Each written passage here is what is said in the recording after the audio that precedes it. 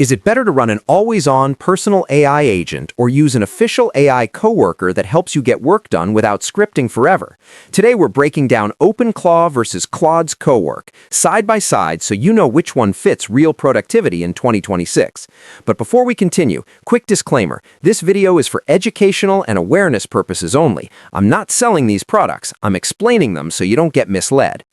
Let's start with Openclaw, an open-source AI agent that runs across your apps, messaging platforms like Telegram, WhatsApp, and even connects with your system to automate tasks continuously. It's extremely versatile, lets you integrate community skills, and gives you full control, including choice of LLM, self-hosting, and persistence across sessions, all at minimal cost besides API fees. But that power comes with major caveats. It has full system access, huge security and privacy risk vectors, community skills supply chain concerns, and many users report setup headaches or unstable performance.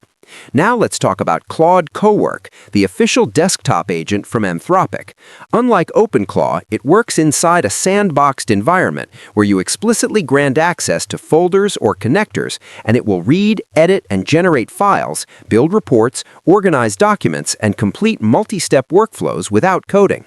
It's built into the Claude app, gives you visibility and approval steps throughout the task, and is much safer and polished for everyday knowledge work.